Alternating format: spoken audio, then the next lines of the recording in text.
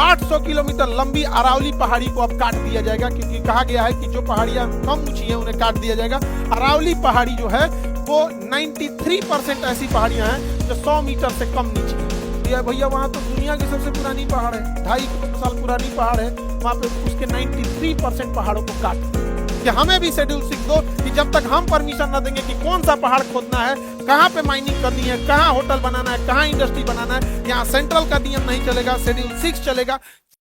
अब पूर्वोत्तर भारत के लिए रिजर्वेशन, पूर्वोत्तर भारत के लिए, पूर्वोत्तर भारत भी बहुत पिछड़ गया, असम, मेघालय, त्रिपुरा, मिजोरम, वो सब एरिया पिछड़ गए थे, तो उनके लिए भी शेड्यूल 6 रख दिया गया। अब शेड्यूल 6 क्या कहता है, सुनो ध्यान से, अल्लाह नहीं करोगा कोई, तो अभी संप्रभुता मेरे ही हाथ में है। यहाँ ये राज्य काफी पिछड़ गए थे और यहाँ पर खनिज संपदा, नेचुरल रिसोर्सेज बहुत ज्यादा थे।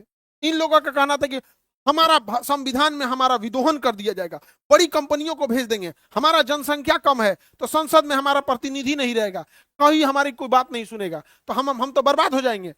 तब अंबेडकर साहब कहें कि ना ना ना, बर्बाद नहीं हो गया। शेड्यूल 6, शेड्यूल 6 मतलब अनुसूची 6, शेड्यूल 6 में कहा गया है कि जो जो राज्य शेड्यूल 6 में आएगा, असम, मेघालय, त्रिपुरा, मिजोरम, असम, मेघालय, त्रिपुरा, मिजोरम, असम, मेघालय, त्रिपुरा में, तो इस एरिया में किसी कंपनी को, किसी होटल को, किसी फैक्ट्री को, बड़ी कंपनी को अगर जमीन खरीदना है तो वहां के लोकल लोगों का नियम चलेगा, न कि वहां संसद का नियम या supreme court, high court, district court का चलेगा। वहां के लोकल लोग अगर इन्वायरमेंट क्लियरेंस देंगे तो चलेगा, अदरवाइज में नहीं चलेगा।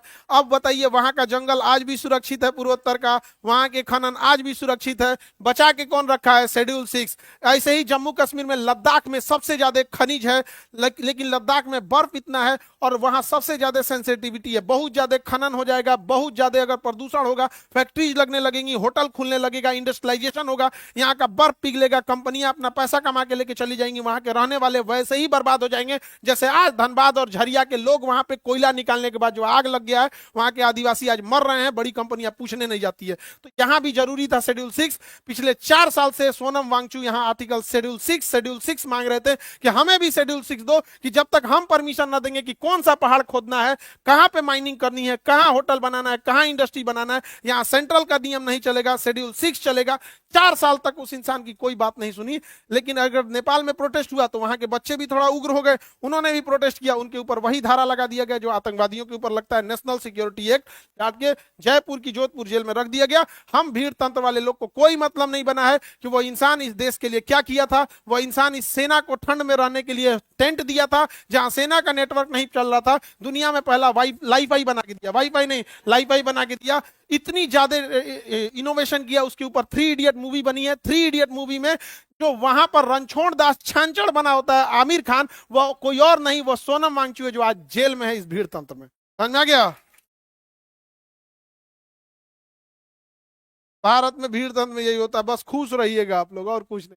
क्या वो इंसान जेल में क्या मांग रहा था, शेड्यूल 6 क्या मांग रहा था, उसे आरोप लगाया गया कि देशद्रोही है, चाइना से मिला हुआ है, ये है वो है, एनएसए लगा, कहां चल गए, खत्म कहानी। क्या मांग रहे थे, शेड्यूल 6, क्या गलत मांग रहे थे?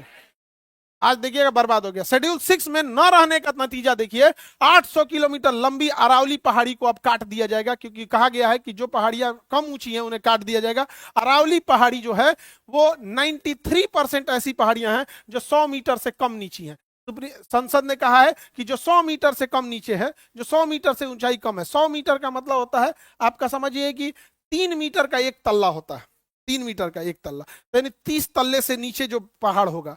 तो यार भैया वहां तो दुनिया की सबसे पुरानी पहाड़ है, 2.5 करोड़ साल पुरानी पहाड़ है, वहां पे उसके 93% पहाड़ों को काट दिया, पहाड़ को काट दिया जाएगा, क्योंकि शेड्यूल 6 में नहीं है। अब वहां के लोकल लोग का चलेगा नहीं। अब इस थार मरुस्थल से उड़ने वाला बालू दिल्ली को बना देगा बालू का कटोरा, यहाँ सब ध्वस्त हो जाएगा। और यहां से उड़ने वाला बालू हिमालय पर्वत पे जाके जम जाएगा। हिमालय पर्वत पे जब जमेगा वह बालू, तो वहां पे वो गर्मी को सोख लेगा। अभी पर्वत पे बर्फ है, तो जो धूप आता है तो शीशे की तरह चमक के निकल जाता है, बर्फ कम पिघलती है, लेकिन बालू की जब एक लेयर आ जाएगी तो बालू बड़ी जल्दी गर्म होता है। भूजा भूजने के लिए बालू का यूज किया जाता है। जब उसके ऊपर बालू रहेगा तो बर्फ को तेजी से पिघलाएगा, यहाँ से बर्फ पिघलेगा, गंगा और यमुना में मिलेगा और वो अल्टीमेटली बिहार में आके बाढ़ लाएगी। लेकिन आर्टिकल शेड्यूल 6 नहीं है, हम लोग टुकुर टुकुर मुंह देखेंगे। ज्योग्राफी डिसाइड और इकोनॉमी, समझ में आ गया कि नहीं आ गया? दिस इज ज्योग्राफी, समझ में आ रहा है बबनी? Any problem? आप लोग को समझ में आता है? तो बताइए शेड्यूल 6 अच्छा है कि नहीं है? चारे राज्य को सोनम वांगचुक क्या मांग रहे थे? शेड्यूल 6, शेड्यूल 6 ये भी नहीं किया किसी को। गया जेल में तो जेल में गए, हम लोग को क्या मतलब है? नहीं समझे? हम लोग में क्या भीड़ तंत्र में क्या खराबी होती है? भीड़ चाहती है उनके लड़ाई, उनके लिए कोई लड़ाई लड़े, लेकिन भीड़ तंत्र की खराबी, वो फंसेगा तो भीड़ उसके लिए नहीं आएगी। समझ में आ गया? दिस इज भीड़ तंत्र। आगे बढ़ जा। उनको घोषित कर दिया क्या चीज?